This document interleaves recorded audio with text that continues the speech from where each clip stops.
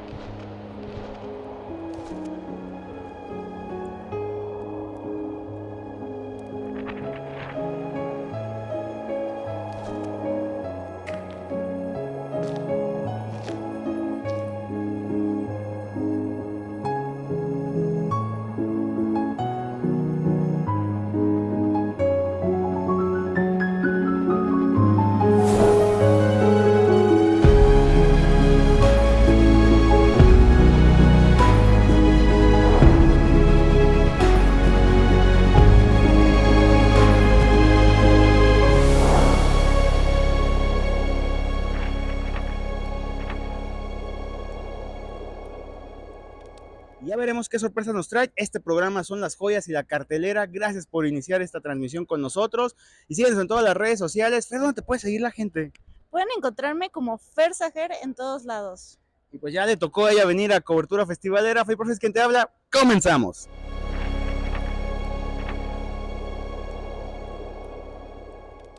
Amigos de Apuntes de Cine, continuamos en la cartelera y las joyas del Festival Internacional de Cine en Guadalajara. Fer Sajer también está con nosotros, obviamente. Síguenos en redes sociales, ahí van a aparecer ahorita en pantalla. Pero antes de las redes sociales, quiero platicarte de algo muy importante, de mi querido Manuel Acuña, cineasta tapatío, que realmente nos trae una cinta que nos habla de cosas que muy pocas veces podemos analizar en nuestro cine. Identidad de género, que es un tema que a lo mejor ya ha sido muy tocado en muchas cintas, pero ahora imagínate poder hacer todo este tipo de expresiones sin poder hablar, teniendo una discapacidad muy importante en este caso, como lo es la ausencia del habla. Eso vamos a ver en una cinta que de verdad a mí me dejó encantado, fascinado, El silencio de mis manos. Una perspectiva muy distinta de cómo encarar la vida, situaciones que pudiéramos vivir tú y yo, cualquier vecino, pero que hoy en Apuntes de Cine las vamos a platicar un poco. Escuchemos a su director y el análisis de la cinta que compite por el premio hecho en Jalisco y es orgullosamente jalisciense y más que nada es tapatío. Felipe Flores quien te habla. Continuamos en Apuntes de Cine. Hola, mi nombre es Manuel Acuña y soy el director de la película documental titulada El silencio de mis manos. Y está en Apuntes de Cine. Felipe Flores quien les habla. Comenzamos.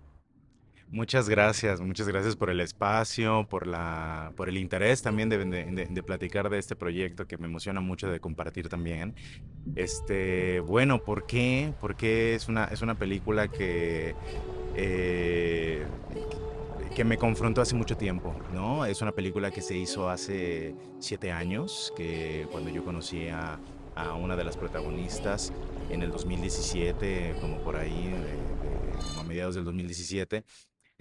Una persona que está peleando por los derechos de su comunidad. Ella es sorda, ella ya se ha convertido, ahora mismo se convirtió en la primera abogada sorda del estado de Jalisco.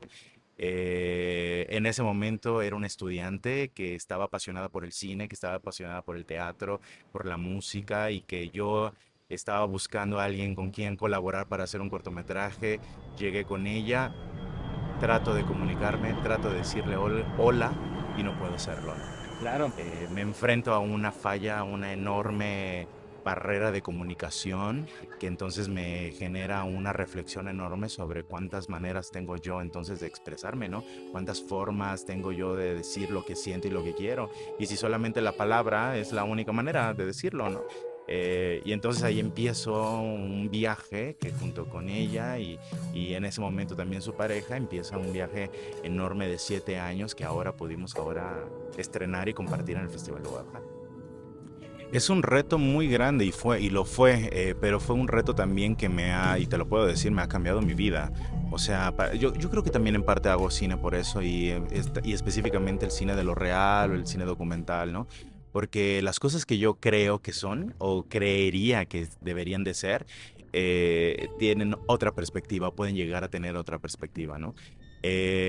Cuando yo empiezo a realizar este proyecto ya de manera formal, a hacer una película, me doy cuenta de que, bueno, yo no soy una persona sorda, yo no soy mujer, yo no soy trans, que es también uno de los temas que se tocan en la película.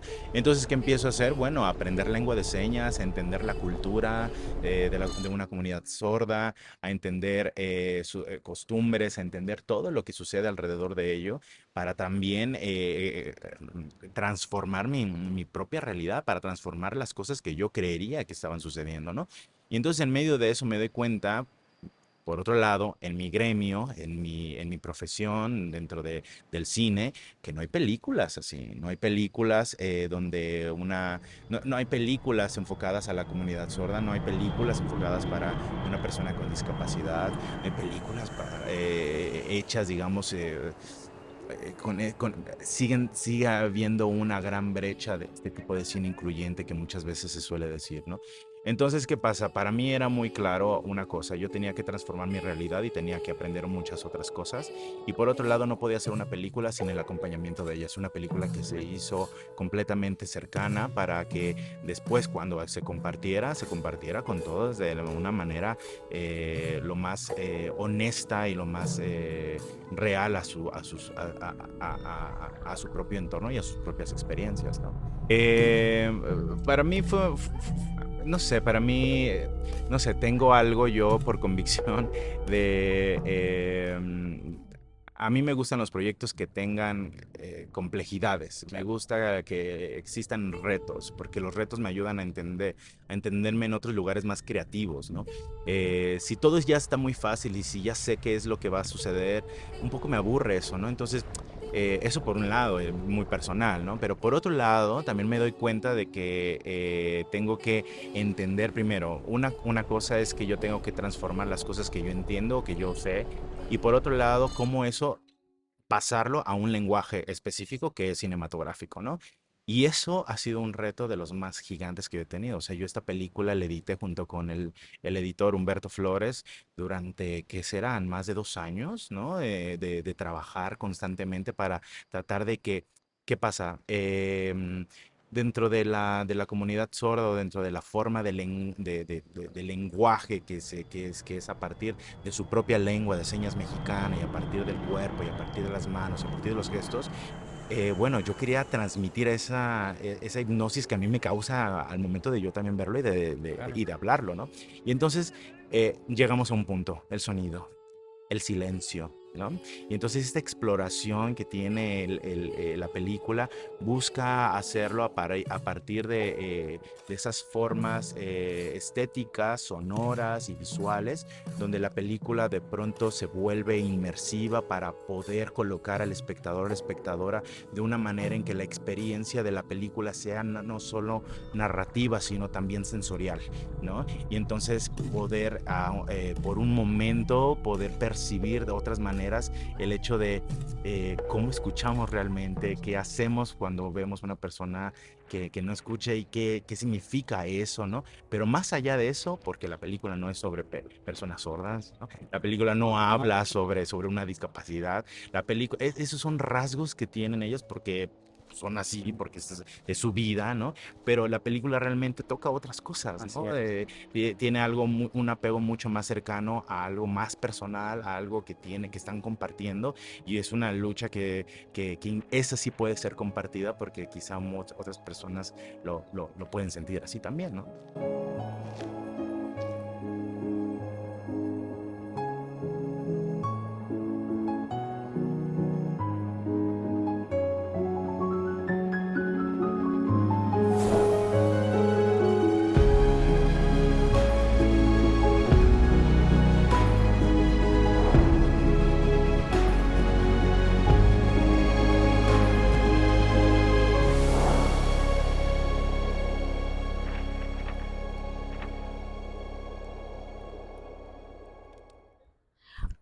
Hola chicos, ¿cómo están? Seguimos con la cobertura de este increíble festival y claro que yo tenía que hablarles de esta increíble película que llevamos esperando ya muchísimos muchísimos años, yo creo, y la verdad es que estoy muy emocionada de hablarles de Intensamente 2, ¿ok? Ya tenemos una segunda entrega de la cual pues van a venir nuevas emociones, van a venir nuevos retos para Riley, porque ahora es un adolescente y después de lo que vimos en la primera película, que da paso a la pubertad, a la adolescencia, ahora vamos a ver qué es lo que sucede. Ya vamos a ver una Riley que creció con nosotros y vamos a ver qué nuevas emociones ya presentaron. Ansiedad, ya presentan también a Nui, a varios ahí que creo que van a tener hasta sorpresas, que mejor ahorita les vamos a ir contando solo el análisis de qué es lo que vimos en esta película. No se lo pierdan con el director Kelsey Mann. Amigos de Apuntes de Cine, iniciemos a platicar sobre las joyas del Festival Internacional de Cine de Guadalajara, 39 ediciones, pero obviamente Fer Sager nos acompaña en esta reflexión que vamos a tener el día de hoy. Crítica, no, yo no le diría reseña, más bien es crítica y análisis, pero hablemos de Intensamente en esta segunda parte. Disney vuelve a hacer, pues, en este caso mi querida Fer, vuelve a hacer una secuela, parece ser que fue por buen camino. Antes de hacer el análisis, platícanos un poquito, Fer, bienvenido obviamente al especial, ¿de qué va Intensamente 2? Hola, bueno, un placer otra vez estar aquí y seguir aquí en Apuntes de Cine. Y la verdad es que en Intensamente 2 seguimos la historia de Riley, que ahora es una adolescente y se ve enfrentada a este cambio de consola, a este cambio hacia la pubertad, vamos a ponerlo así. Que de hecho se ve un poquito esa parte desde la primera, ¿no? En el final de la primera vemos eso y aquí es donde le dan continuidad y vemos cómo es que Riley creció y más que nada, que es uno de los conceptos más importantes, es que llegan unas nuevas emociones que van a tratar de cuidar y sacar todo lo que sea para Riley, protegerla y hacerla pues lo más feliz, alegre posible, pero eso termina siendo un poquito más caótico de lo que se esperaba, porque pues bueno, las nuevas emociones contra las viejas emociones, pues termina habiendo un poquito de conflicto, ¿no? Entonces, pues ahí Riley tendrá que hacer las paces con cada una de esas emociones nuevas que va sintiendo. Un evento particularmente desata todo esto en un campamento de hockey. Hay una frase que yo rescataba el día de ayer, posterior que veíamos la película: nuestras emociones están destinadas a ser sentidas. Algo que yo quiero destacar muchísimo, obviamente, no solo la dirección de Kelsey Mann, que creo que está de más, está bien decir de la animación y todo lo que hace Pixar. Yo quiero destacar muchísimo el guión, tanto de Meg Lafayette como de Dave Holstein. ¿Por qué quiero destacar el guión de ambos? Que nos presentan a personajes que pues es cierto, Fer, llegan a partir de la adolescencia. Hay una frase que dice Joy, alegría, que menciona que mientras más creces parece que estás condenado a no vivir alegría. No es necesariamente eso, pero sí crece el razonamiento y los pensamientos intrusivos.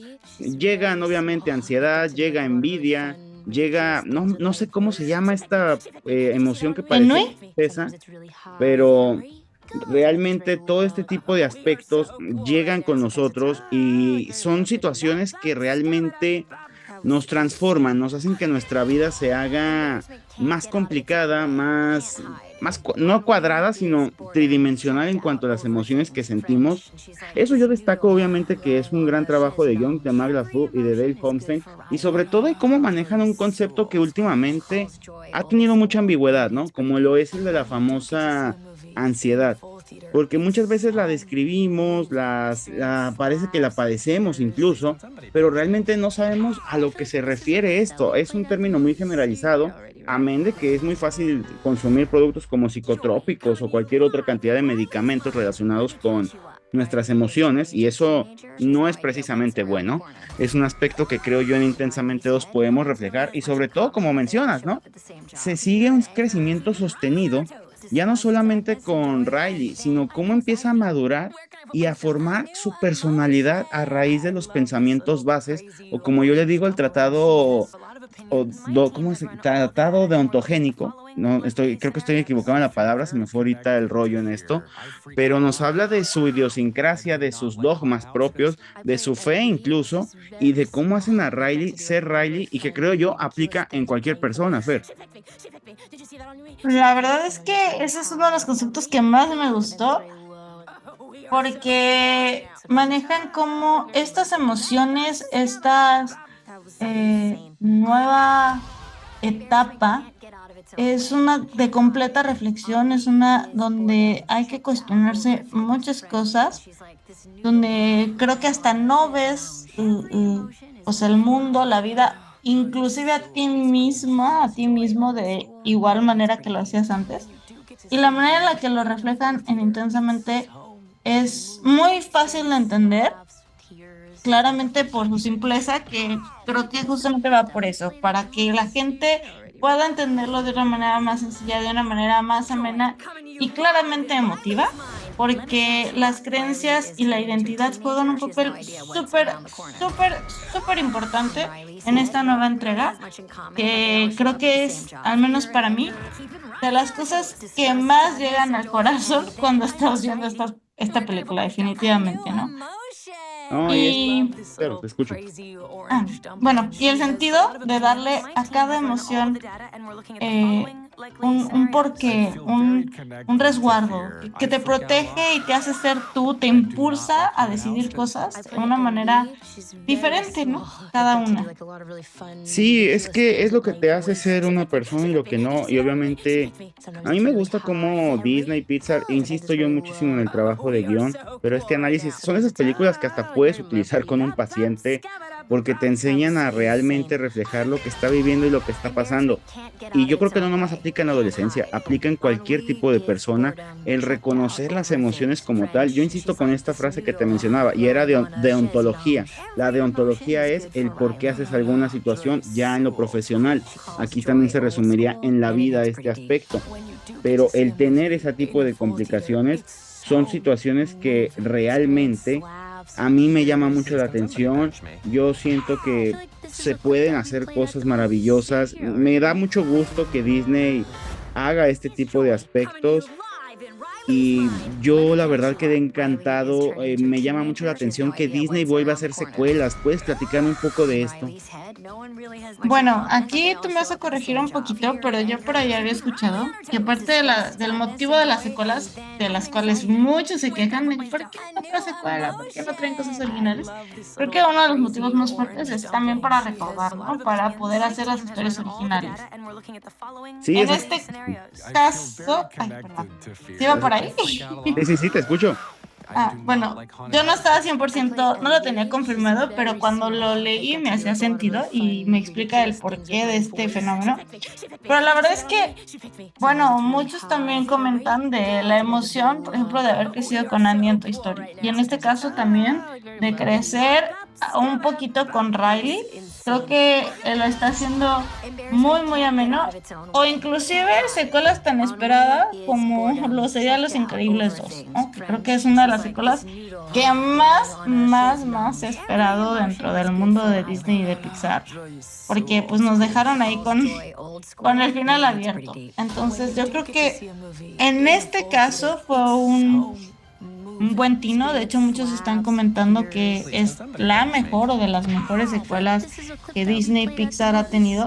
Yo no estoy segura si la titularía de esa forma, pero definitivamente creo que es una secuela que tiene mucho que decir, que si bien sí se fue a un guión un poquito, al inicio al menos, un poquito más, no sé cuál sea la palabra.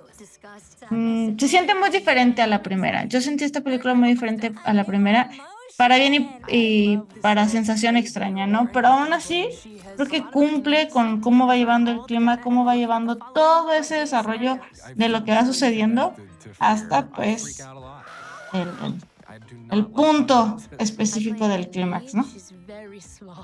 Exactamente, Intensamente 2 es una de nuestras joyas en Apuntes de Cine. Fer Sacher y Felipe Flores quien te hablan. Continuamos.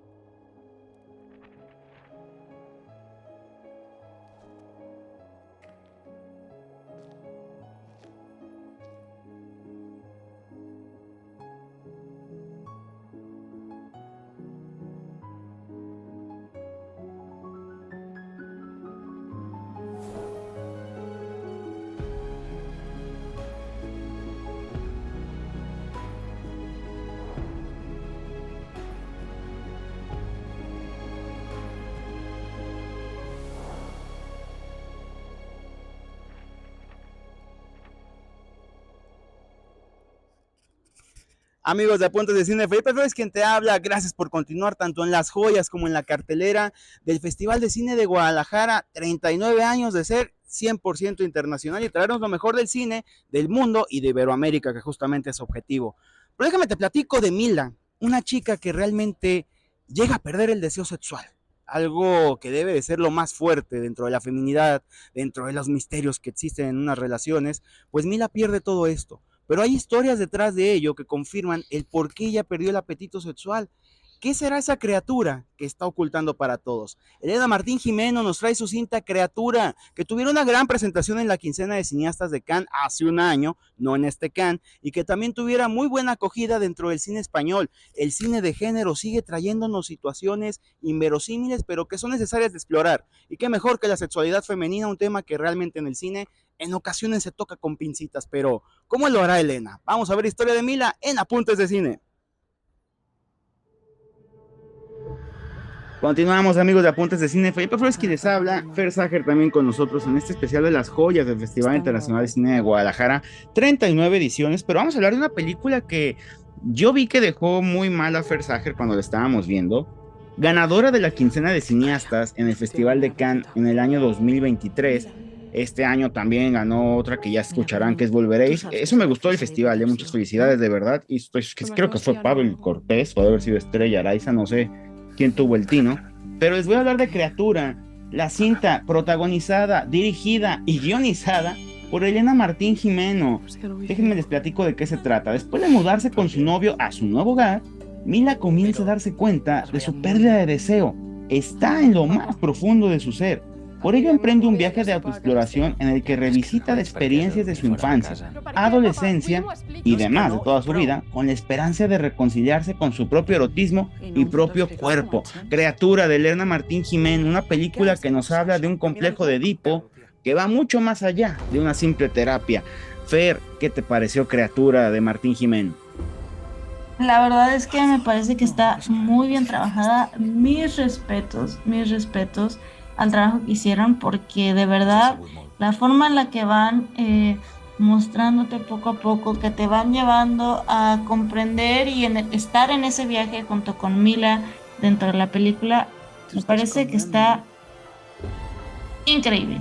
La verdad es que se ve que hicieron el estudio sobre el tema, se ve que la directora, actriz, guionista y demás se quedó completamente, voy a decir que apasionada con el tema, que sabía lo que quería entregar y no dudó en darnos realmente una cinta que no sé qué palabra todavía usar para calificarla, pero definitivamente una muy buena película. Yo recuerdo en la quincena de cineastas en Cannes hace un año justamente, cuando la mayoría del público, en su mayoría latinos, estábamos viendo esa película y obviamente había emociones encontradas. Hablamos de un complejo de Edipo, fue un accidente, obviamente lo que le sucede a la protagonista, a Mila, pero que a final de cuentas un acontecimiento clave dentro de su niñez, e insisto, no es una brutalidad lo que pasó, no fue una violación, no fue algo donde violaran sus garantías individuales. Fue realmente un accidente lo que sucedió, algo que no supieron explicarle y que las personas involucradas en ello, que es su seno familiar, pues tampoco supo dárselo a explicar o dárselo a entender. Y gracias a ello, pues delimita y compromete ya su vida sexual, su erotismo en toda su historia, como lo vemos desarrollado durante el filme. Creo yo que depende mucho del aspecto cultural. Sabemos que el latino es muy diferente del asiático y del europeo, del africano, incluso del norteamericano. Todos tenemos valores distintos y convivencia distinta con la familia. No es muy fácil hablar con temas, por ejemplo, con los menores de edad, temas ya de autoexploración o sexualidad o de cómo disfrutar su cuerpo, porque suele ser un dogma, Fer, y tú misma lo sabes, tú eres psicóloga en este aspecto y yo creo que tú me sacas 5 kilos de ventaja en todo ese tipo de temas, pero la realidad es de que como un evento tan inocente puede pues catapultar en un trauma que casi es de por vida. En este caso con ella lo manifestaba o lo somatizaba con alergias que simulaban a una criatura pues increíble y fuera del contexto de lo que es su vida normal. Fíjate que aquí voy a diferir un poquito contigo, Felipe, porque yo creo que esto no lo viste venir. Y es que yo no creo que se deba a una sola situación. Vaya, yo creo que fue la suma de varias cosas que nos fueron mostrando durante el largometraje, porque definitivamente para mí fueron muchas cosas, muchos momentos, muchas situaciones en los que cuando ella quiso expresar su sexualidad, conocer lo que es el cuerpo, bla, bla, bla, Claro. ella se vio enfrentada a todos estos estigmas, a todas estas cuestiones, y me atrevería a decir que sí hubo una situación ahí de tonos grises, vamos a dejarlo, grises para algunos, para mí no es gris, pero una situación específica de cuando ella es adolescente, que para mí es gris, ¿no? Por eso yo digo que para mí sí es una suma de varias cosas cuando ella quería expresar su sexualidad. Y la verdad es que es un claro ejemplo de qué es lo que sucede cuando no puedes estar conectada, en este caso, en el caso de Mila, con tu cuerpo, cuando tienes todas sus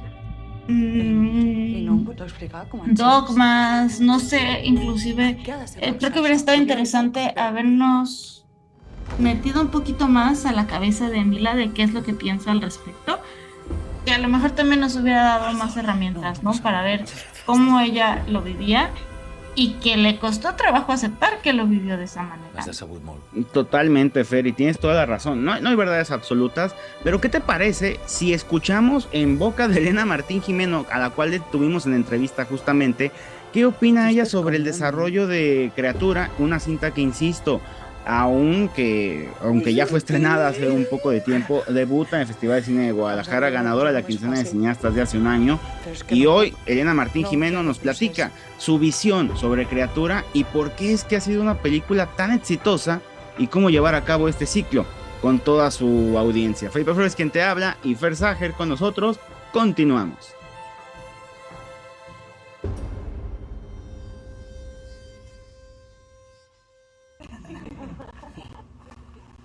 Vale, gracias.